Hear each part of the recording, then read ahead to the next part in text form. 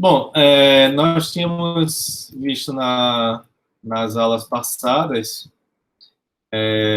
estudamos círculos, né? Vimos aqui polígonos escritos, circunscritos, vimos que o triângulo pode ser inscrito ou circunscrito a um círculo, vimos as condições necessárias e suficientes para que um quadrilátero seja inscritível, seja circunscritível, mostramos isso aí, né?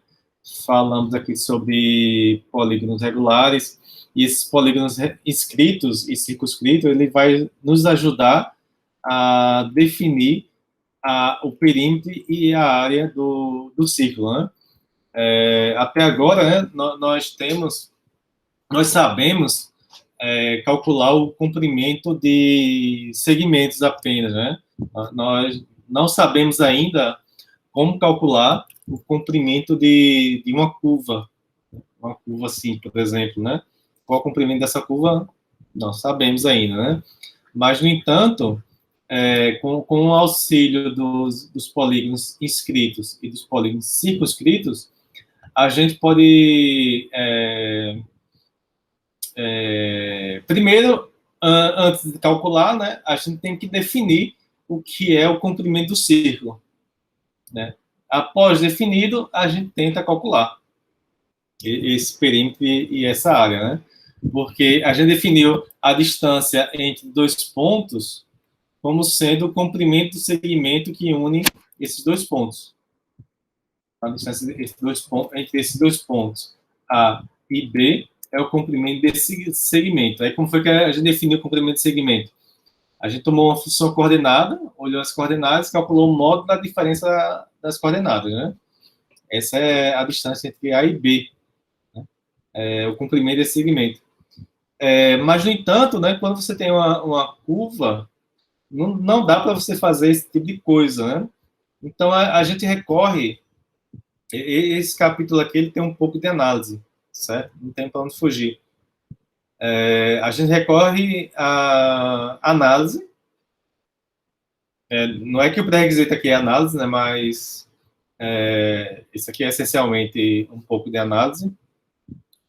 Então, a gente define inicialmente o perímetro do ciclo como sendo a menor das cotas superiores do conjunto formado pelos perímetros de todos os polígonos inscritos no círculo, né?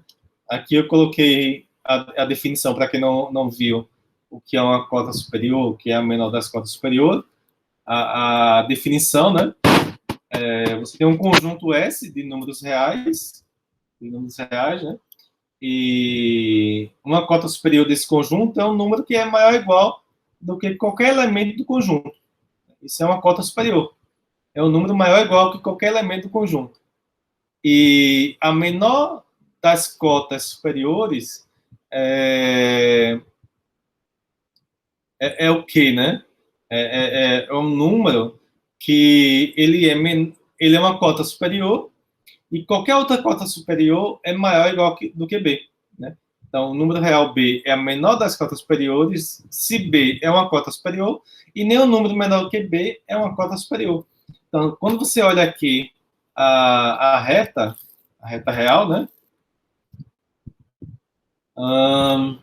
Você tem aqui o conjunto, vamos dizer que o conjunto está por aqui assim, né? Até aqui. Você tem aqui um número aqui, né? Esse número aqui, ele é uma cota superior, esse número C, porque todo número aqui nessa faixa lilás, ele é menor ou igual do que esse número C. Esse número D aqui também. Todo número aqui nessa faixa lilás é menor ou igual que D. Então, tanto C quanto D, são cotas superiores desse conjunto aqui, nessa região aqui. Tá? E note que D é menor ou igual que C. Da mesma forma, esse número, ele é uma cota superior. Esse número é uma cota superior. Esse número é uma cota superior. Tá? Então, se você pegar esse número aqui, ó, se você pegar esse número aqui, ele é uma cota superior para esse conjunto. Para esse conjunto. E nenhum número menor do que ele, vai ser uma cota superior, né?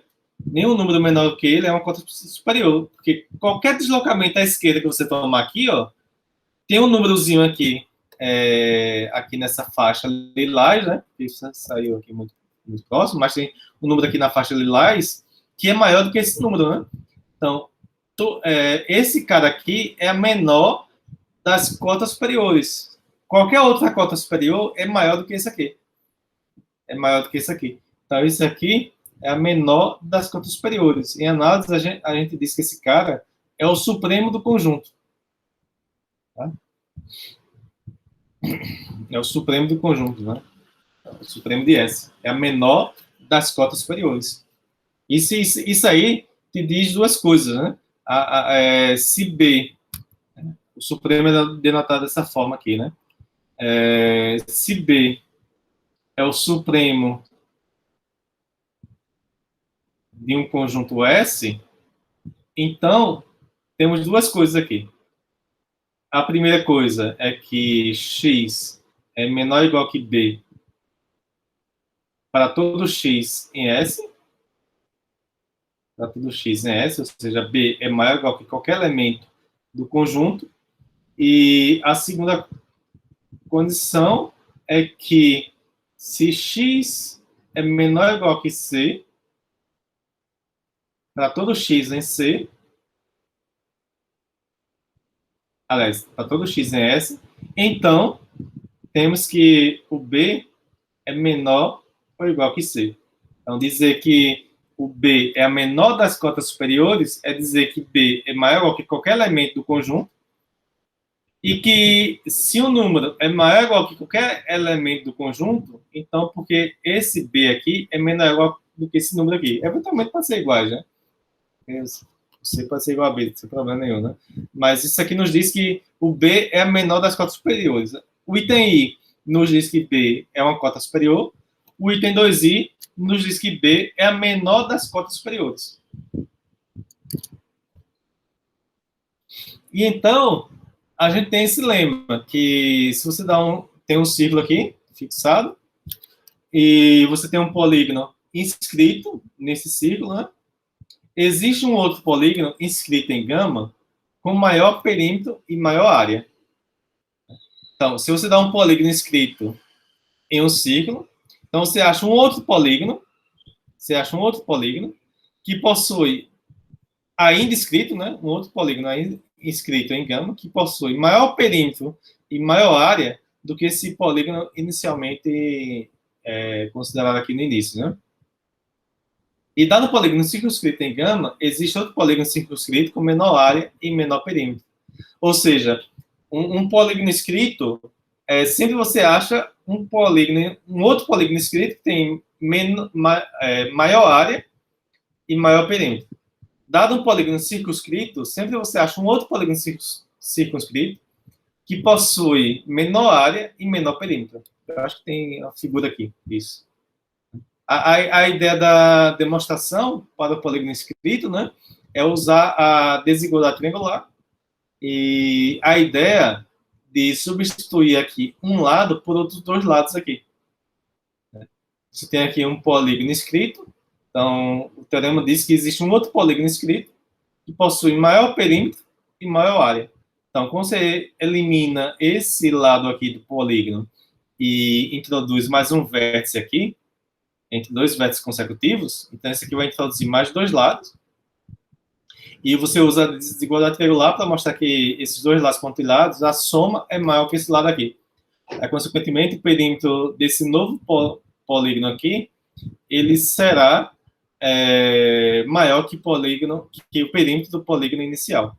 E da mesma forma a área, né? Porque a área do novo polígono tem essa partezinha aqui, ó, que não está incluído na área desse polígono aqui. Consequentemente, a área vai ser maior, né? E é basicamente essa a demonstração que está aqui. Dá um pouco de trabalho escrever aqui, né? Dá um pouco de trabalho, porque está demonstrado rigorosamente aqui, né? Então, vamos ler aqui só para termos a ideia. Mas a ideia por trás é isso aqui, né? No caso, o polígono inscrito. Então, tome o polígono com vértices A1 até a N, polígono inscrito em gama. a reta A1, A2 divide gama em dois arcos pelo teorema 1142. O teorema 1142 é basicamente isso. Está dizendo aqui, só para termos noção aqui do que está dizendo o teorema 1142. Opa. Onde está o teorema 1142?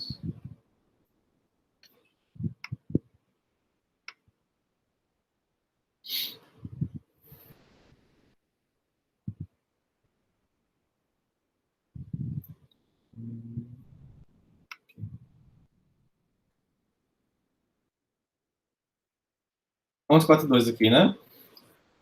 Nos diz que uma corda divide o círculo em duas partes, né? Em duas partes. Basicamente isso. Então, o teorema 1142 nos diz que a reta A1, A2 divide gama em dois arcos. Em dois arcos. Esse arco, o arco menor, e o arco maior. O arco maior aí.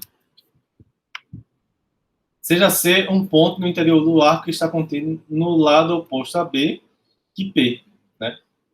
Nós vimos isso aí, nós vimos que um polígono escrito ele é convexo, e um polígono convexo ele está apenas de um lado da reta que contém o lado. Né? Então, a reta A1, A2 aqui, ó, aqui a reta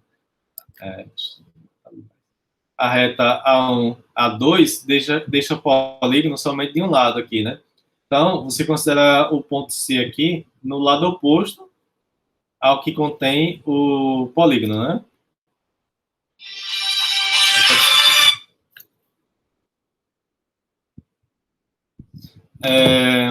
E considere, então, o novo polígono. A1, C, A2 até a N.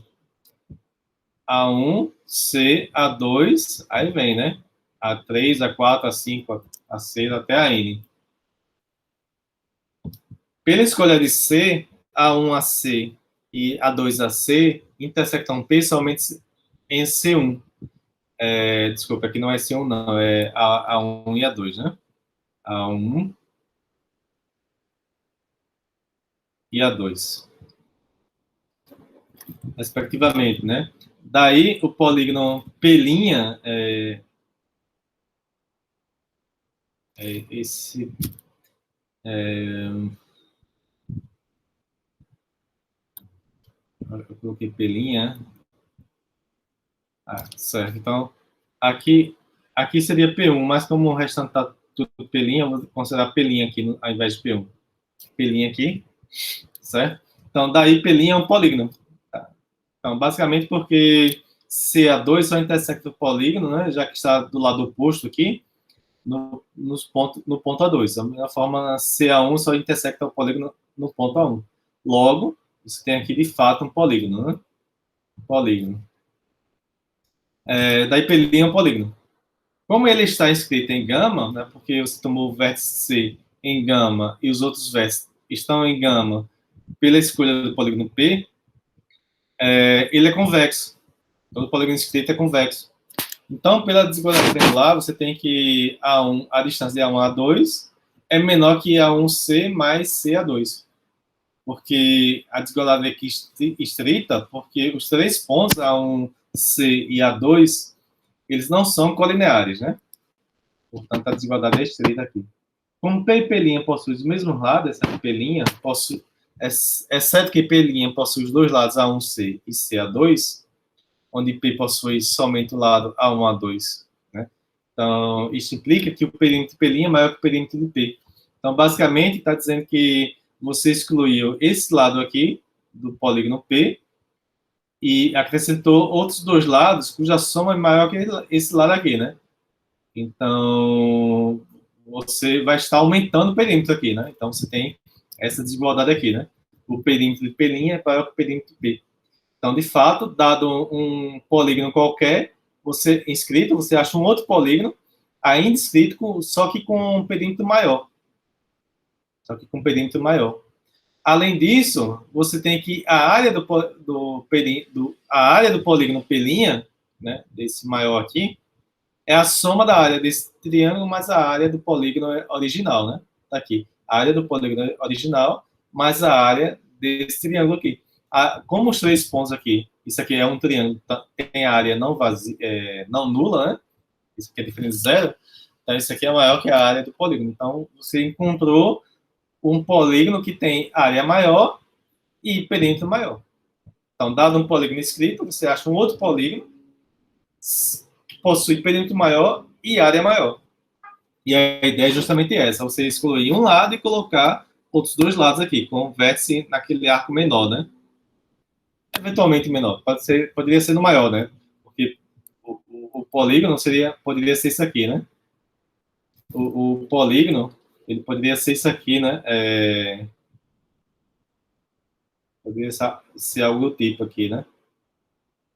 Então, você iria fazer essa construção, né? Adicionando um vértice aqui no arco maior. É só para deixar claro que não é necessariamente no arco menor, né? Depende muito do polígono.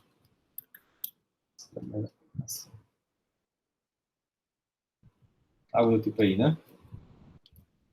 Então, você consegue aumentar a área e consegue aumentar o perímetro.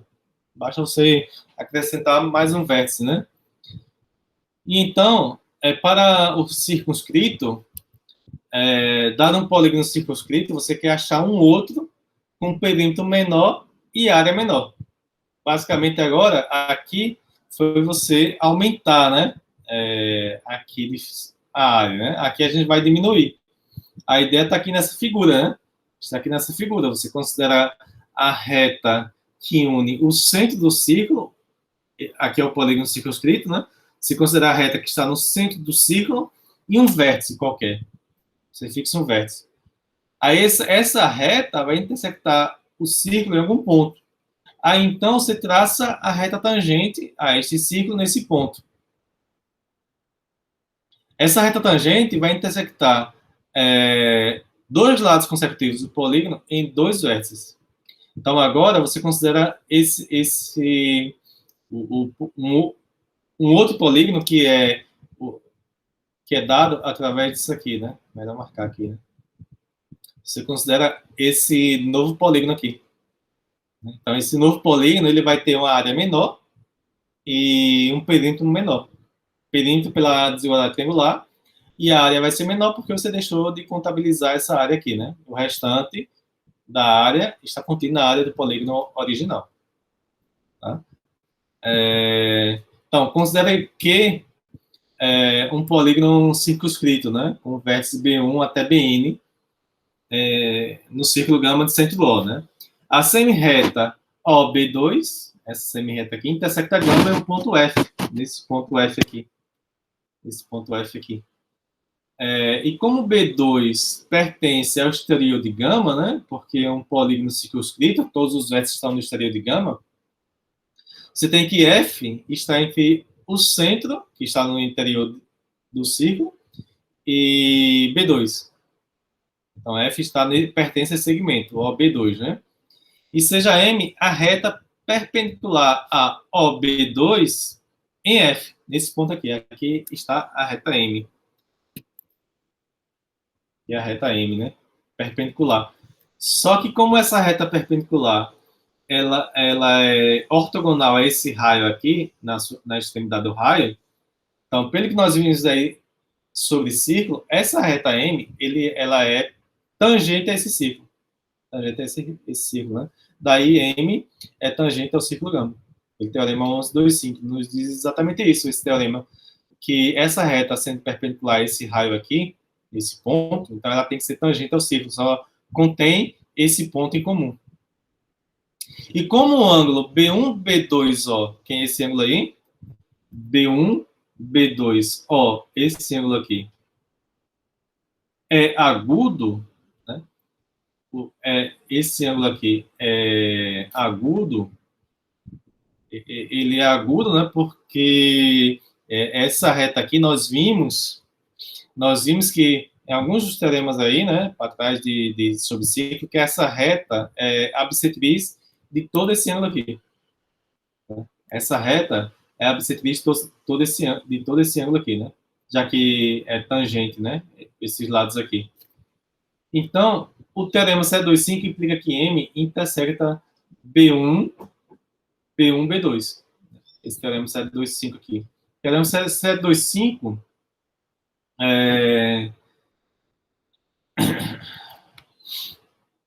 eu não vou voltar, não. Basicamente, nos diz que se vocês estão lembrados, né, é um teorema que tem essa figura aqui, né?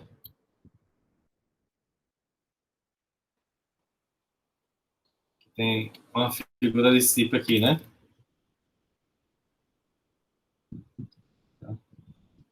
Então, esse teorema implica que essa reta M intersecta B1 e B2 no ponto C.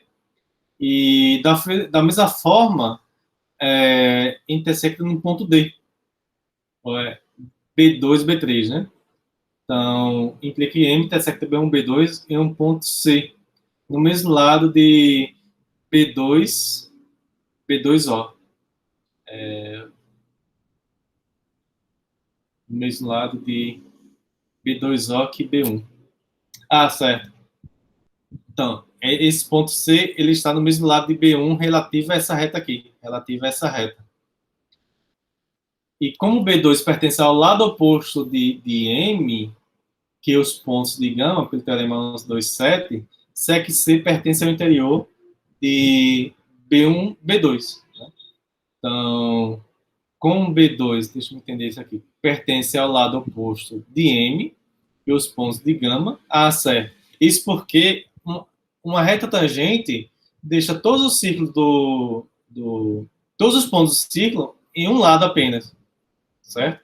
No lado que tem relativo à reta tangente, né? No lado que pertence, que contém o centro do círculo. Só que O e B2 estão em lados opostos, né? Eu teremos 2,7. Então, como B2 pertence ao lado oposto de M, que os pontos de gama, ele teremos 2,7, é exatamente isso, que a reta tangente deixa o círculo somente no mesmo lado que o centro. Sec C pertence ao interior de B1 e B2. Então, C pertence ao interior de B1 e B2. E de forma análoga, existe um ponto D no lado oposto de B2, onde M intersecta o interior de B2, B3. Né? Então, esse ponto D está no lado oposto, que contém esse lado B1, esse vértice B1, né? Esse ponto D aqui. Que pertence ao interior de... cadê? No lado oposto do B2O, onde M intersecta o interior de B2, B3. É apenas justificativa aqui da figura. Então, você define o quadrilátero, você define o quadrilátero, desculpe, o polígono ainda vai ser circunscrito, né, que é B1, C, D, B3, B4, B5 até Bn. Né? Então, você exclui um vértice e coloca dois vértices. É necessário que você tome essa reta M tangente aqui, porque por definição de polígono circunscrito, todos os lados têm que ser tangentes, né? Então, quando você tirar aqui esse vértice e acrescentar os vértices C e D, CD, então, pela escolha de M, CD será tangente ao círculo. Portanto, esse polígono Q' aqui, ele é circunscrito ao círculo. Ele é circunscrito ao círculo. Então, segue do lema 1161 que CD não intersecta nenhum lado de Q. O teorema 1161 nos diz exatamente isso aqui, né? Que sobre essas condições aqui, esse segmento CD só intersecta os lados aqui, somente nos pontos C e D, exceto em suas extremidades. Né? Então, Q', de fato, é um polígono. Então, Q', formado por esses vértices aqui, é de fato um polígono. É um polígono que possui quase todos os lados iguais aos lados do polígono Q, com exceção desse lado, que é apenas um pedaço, desse lado, que é apenas um pedaço, e de mais um lado aqui. Né? E de mais um lado. Então, o novo lado CD é tangente a gama por construção, porque CD está contido em M e CD contém um ponto F, né? E como o ponto de tangência de B1 e B2 pertence ao lado oposto de M, né? que B2, né, o ponto de tangência está aqui, né? Porque poderia ser que essa reta M, ela fizesse isso aqui, né? Aí, então, você estaria excluindo esse pedaço aqui, o ponto de tangência ficaria no pedaço que você excluiu, mas isso aqui não acontece, né? Aqui é a justificativa. Como o ponto de tangência de B1 e B2 pertence ao lado oposto de M, né? Que B2, né, ou seja, B2 e o ponto de tangência estão em lados opostos, você excluiu o B2, né?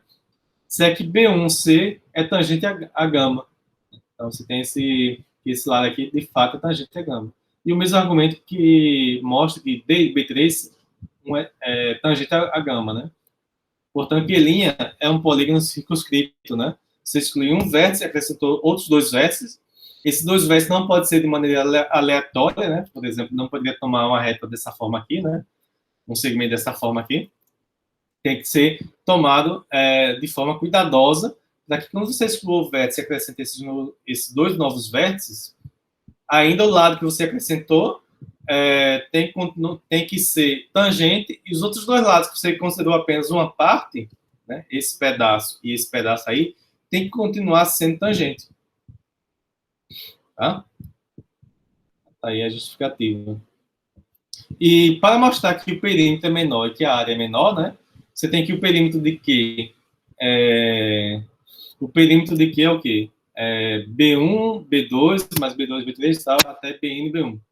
E o perímetro de Q' é o quê? Acho que eu errei aqui. Não, tá certo. B1C mais CD mais D, B3. Aí vem B3, B4, B5, B6 até Bn, B1, né? Bn, B1. Então, note que essa parte aqui é exatamente igual a qual parte aqui, né? Se modificou esses dois pedaços aqui, né? Essa parte aqui. Então, você quer mostrar que esse pedaço, a soma desses três, é menor do que esses dois aqui. Então, novamente, pela desigualdade triangular, você tem que CD é menor que CB2 mais B2D. Porque CD e B2 não são colineares. Logo, você tem a desigualdade estrita aqui. E como C e D são pontos interiores de B1 e B2, e B2 e B3, respectivamente, a desigualdade triangular e teorema 332. O teorema 332 é basicamente que B2, a distância B2 a B1 é a soma desse pedaço com esse pedaço aqui. Então, você tem que B1C mais CD mais DB3, né? B1C repetiu. B1C repetiu. Aí, CD é menor que CB2 mais B2D. Só que B1C mais CB2, né? B1C mais CB2 é igual a B1, B2, né? Então, esses dois aqui é igual a esse. E B2D mais DB3 é igual a B23. B2D mais DB3 é igual a B2D. B2, B3. Portanto, você mostrou que esses três é menor que esses dois. Portanto, o perímetro satisfaz a mesma desigualdade, né? Você tem isso aqui, né? O perímetro de Q' é estritamente menor que o perímetro de Q. E como você der uma corda do polígono convexo, você tem que a área de Q é igual à área de Q' mais a área desse triângulo. Isso aqui da figura, né? A área do polígono maior é igual a essa área aqui dentro dessa região verde, mais essa área aqui, né? E aqui você está excluindo, né? Portanto, você tem essa desigualdade. E as áreas satisfazem... Você reduziu a área, né? Você reduziu a área também. Tá, então, dado um polígono inscrito, você consegue um outro polígono com um perímetro maior e área maior. Dado um polígono circunscrito, você consegue um polígono ainda circunscrito com um perímetro menor e com área menor. Tá?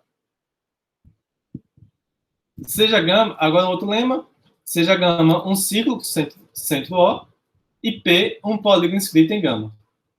Tal que o centro não pertence ao interior do polígono. Então, existe um outro polígono P' inscrito em gama que tem área maior e perímetro maior que P, e que satisfaz a condição que o centro pertence ao interior do P. basicamente é o seguinte, né? Você toma aqui um polígono, você tem um polígono aqui, que não contém O no seu interior. Então você consegue um outro polígono que contém o centro do círculo no interior e possui perímetro maior e área maior que o polígono original. O polígono original, né? Então, a hipótese que o centro não pertence ao interior implica que existe pelo menos um lado de P, tal que o centro ou pertence a este lado ou pertence ao lado oposto de P. Então, se O não pertence ao interior, então, na pior das hipóteses, o centro teria que pertencer ao lado, teria que pertencer a um dos lados. Ou então, é, relativo, pertencer ao lado. Ah, ou então vai existir um lado, né? Tal que essa reta aqui, ó, vai deixar o centro e o polígono em lados opostos, que é a situação aqui, né? Da figura. E sempre na realidade, a gente pode supor que o polígono A1, converse A1 a N, tal que A1 a 2 é este lado, né? É este lado. Aqui está dizendo que existe, né? Está dizendo que existe, suponha que seja o lado A1 a 2. A reta contém A1 e A2, deixa o centro e o polígono em lados opostos. E considera, então, a bissetriz, a mediatriz de A1 a 2. Né? A mediatriz de A1 a 2. A gente já sabe que a mediatriz de uma corda contém o centro, né? O teorema 2, 3, né? A corda, a mediatriz da corda contém o centro do círculo, circunscrito ao polígono. Né? O polígono está inscrito e o círculo está circunscrito. Né? E a reta M intersecta a gama em dois pontos. Um ponto C e nesse ponto. Vai intersectar em pontos no mesmo lado de A1 a 2 que P e outro ponto C no lado oposto. Então, vai intersectar em dois pontos. Um ponto no mesmo lado que contém o polígono e outro ponto no mesmo lado que contém o centro. Chame de C esse ponto que está no mesmo lado que contém o centro. Então, a ideia aqui é mostrar que esse é o novo polígono que você deseja, que o centro vai estar no interior e que o perímetro vai ser maior e a área vai ser maior. Né? Você considera esse polígono P' aqui. A1, C, A2, A3 até AN. Então, como no lema anterior, né, você consegue mostrar que P' é um polígono escrito ainda com área e perímetro maiores. É a mesma demonstração lá. Precisa fazer de novo, né? Então, o que você precisa mostrar aqui é que o centro pertence ao interior. Visualmente, isso aqui é fato, né? É trivial. Visualmente, você vê que o centro vai estar no interior desse novo polígono, né? Mas a gente consegue mostrar. Então, você observa que a 1 a 2 é uma corda é uma corda, né? Eu chamei de corda, mas é uma diagonal, de fato, né? Do polígono P', né? Esse segmento A1 a 2, né? É uma diagonal desse polígono maior.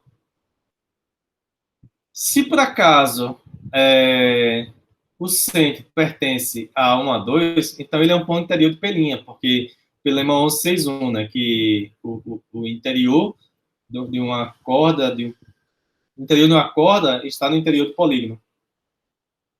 Do outro lado, se o centro não pertence a esse lado aqui, que é a situação da figura, né? Mas, no entanto, O pertence a essa reta M, que é a mediatriz, né? A mediatriz de A1 a 2, né? Ou seja, esse pedaço é congruente a esse pedaço, né? A1O é congruente a O a 2.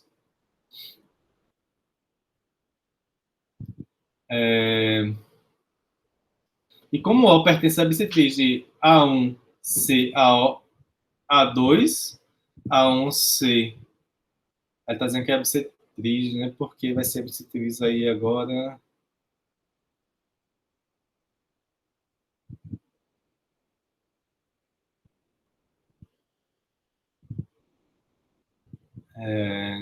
Esse lado vai ser congruente a esse. Ah, certo, porque esse lado aqui também é congruente a esse, por quê? Porque esse ponto aqui, ele pertence à mediatriz, né? Ele pertence à mediatriz. E todo ponto que pertence à mediatriz de um segmento é equidistante dos extremos do segmento, né? Então, essa corda é congruente a essa. Então, você tem que o triângulo A1C, A2, ele é isósceles, né? E como o M é mediatriz, nós já vimos que a mediatriz de um triângulo isósceles é também a altura, você tem perpendicular aqui, né? E é bissetriz. Então, esse ângulo congruente a esse ângulo aqui, né? Daí ele pertence a... cadê onde estava? Como ó, pertence à bissetriz de A1C, A2, A1C, A2, já que A1, A2, C é um triângulo isósceles de base A1, A2, e M é a mediatriz de A1, A2, ele pertence ao interior do ângulo. Né? Ele pertence ao interior desse ângulo, A1, C, A2, porque a bissetriz de um ângulo pertence ao interior do ângulo. Daí, ele pertence ao mesmo lado de A1C. Ele pertence ao mesmo lado dessa reta aqui, ó, A1C, que o ponto A2. Né? Definição do interior do ângulo. E no mesmo lado de A2C, no mesmo lado dessa reta aqui, que é A1. Né? Que é A1. Além disso, ele pertence ao mesmo lado de A1, A2, essa reta, que o ponto C. Por construção, né? Por construção. A gente tomou esse ponto C de tal forma que ele está do mesmo lado, relativo à reta 1, A2, que o ponto O, né? Assim, ele é um ponto interior desse triângulo A1, C, A2, né? A1, C, A2. Então, temos que a região pelinha, né? Essa região aqui, deixa eu apagar aqui. Essa região pelinha é essa região aqui, né? Tá? Essa região aí. Tá? É igual à região de P, original, mas a região é formada por esse triângulo aqui, né?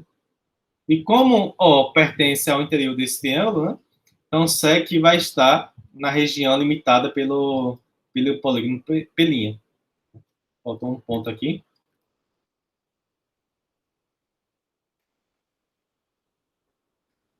Então, como O pertence a P', né? SEC O pertence ao interior.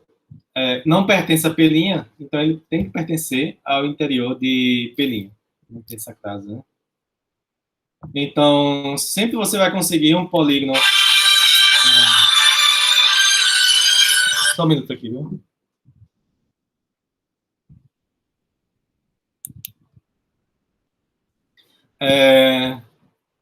Tá? Então, dado um polígono, sempre você consegue um outro polígono que contém o centro do círculo, dado um polígono escrito, sempre você consegue um outro polígono com o centro do círculo no interior desse polígono, e que esse polígono possui perímetro maior e área menor que o polígono inicial.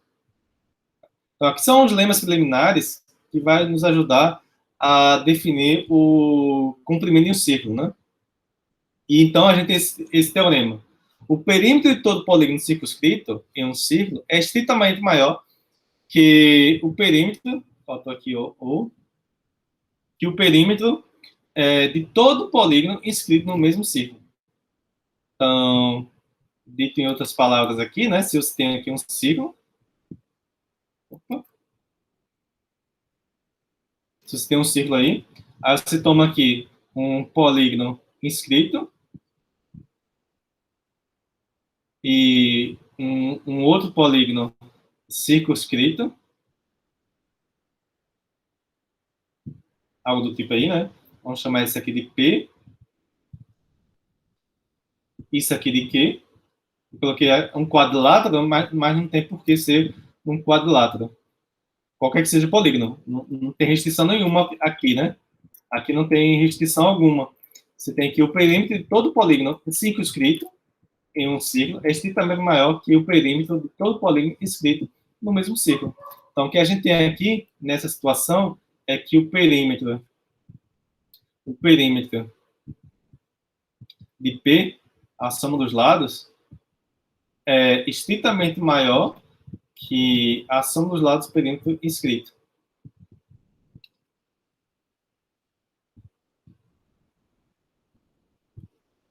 Tá ok?